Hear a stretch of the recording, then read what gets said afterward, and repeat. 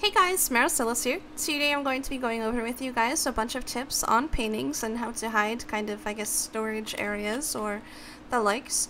So here we have our first one, which is just attached to this lever right here, and what it does is it activates these hatch doors. You can kind of see them right there.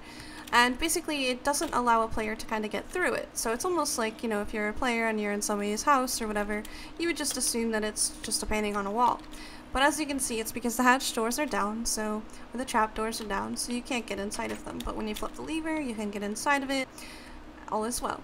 So, in order to get this, what you're basically going to do is break the hatch doors. You're going to put a sign down and another sign down. This is important because when you have this sign here, as opposed to, you know, anything, it needs to register as 4 blocks in order to get for a 2x2 painting like that. So basically you need at least one side at the bottom, this side, usually always the left, the bottom left, as a sign. So that way when you're aiming to put the sign down, it, you know, does its own thing and it's fine how it is. So basically, and now you're going to want to come inside and break it and place the hatch door very, very quickly. And that way the painting won't update and you can, you know, enter and exit as you please, and the lever will work and it won't let you in and everything like that. So the way that this one is specifically set up is redstone just attached to 2 torches, and the torches are directly underneath where the hatch doors are. So that way when you do hit the lever from under here, it'll power the torches on and they'll open. So you do need the lever for this specific setup, so what I recommend is hiding the lever a little bit better than obviously we did here. For the next one, it's the same kind of, you know, thing that the first one was, so except we have, it's sort of a double-sided painting. So inside of here we have our 2 signs at the bottom and the hatch doors at the top.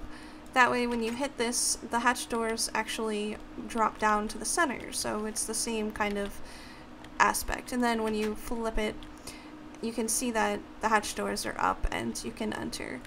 And the way to do this one is the same as the first one. You need to make sure that you have a painting or a sign down at the bottom so that you can place it and it'll be fine.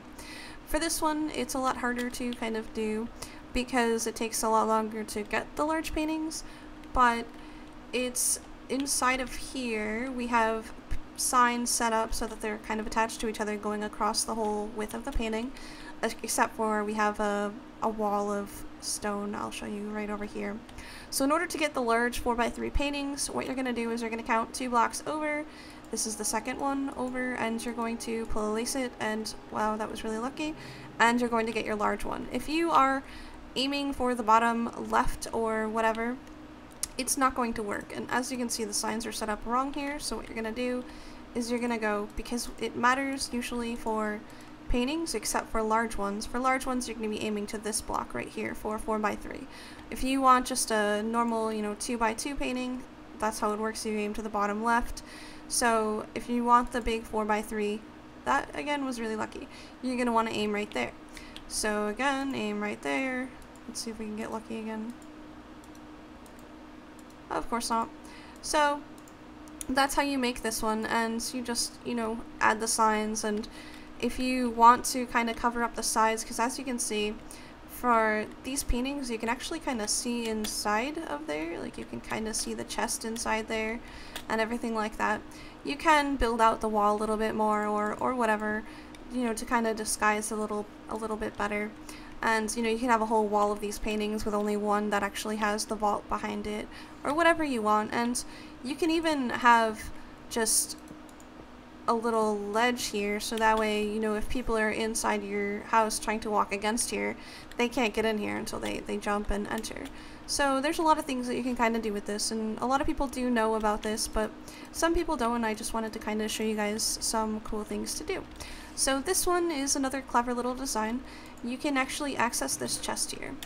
The first rule is to have a ceiling that has a transparent block, like glass or stairs, and you're going to have to kind of, go back here and place the stair up like that, so that you have a solid block over here. And then in order to kind of set this up, you're going to want to have a half slab here, obviously. so that way you can kind of access the corner to get the chest. And to get the sign real quick, if you're making this, I recommend putting a block next to it so that it kind of limits what paintings will spawn when you're trying to get the paintings, the right painting. So we're looking for a 2x1, and it sometimes takes a little while, so that's why I recommend putting the block there. It kind of speeds up the process just a little bit. And there we go. And you can still access it. For the next one, it's kind of the same thing, using a chest with paintings, but I broke the painting on accident. So you have your little 2x2 painting, you have the stairs on the top to ensure this chest here can open, and you jump, you right click the chest, and you can open it, and all is well. So it's just a clever little design to hide a chest. This one is pretty nifty, if I do say so myself. It's actually hidden lighting behind paintings. So I did do some videos showing you guys hidden lighting with stairs, and this is just a cool another little hidden lighting technique. So what you're going to want to do first is we're going to break this to show you guys how it kind of works. Now we're going to put the sign at the bottom left. Remember, you need to aim for the bottom left in order to get a 2x2 painting. So we're going to try and get the right painting. There you go. And now you're going to come inside and you're going to break it and place the hatch door really quickly. The way that it works is these paintings kind of will update on their own. It's kind of set between a certain amount of ticks, so it'll be between, like, say 0 and 5 ticks. I'm not sure how many ticks it takes, but if you are coming in here to replace the sign really quickly, sometimes you will get really unlucky and it will tick and the painting will break. So I just, recommend placing the sign back down and doing it over again, and then eventually it'll work. So in order to get redstone lamps used as this, you can use glowstone, you can use anything you want, but we did use redstone lamps, which means redstone. So if you're using redstone directly next to a trapdoor, basically you need to make sure that there's another power source so that the hatch doors aren't getting activated every time you hit the light switch. So what we did was we just put levers on top of each of the 2 blocks that the hatch doors are attached to.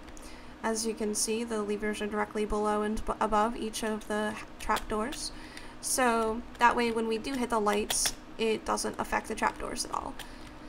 And lastly, I just wanted to show you guys, remember how a few steps ago I said that you can see through the sides of paintings, or sometimes it kind of ruins it for people if you want to hide a chest in there or whatever.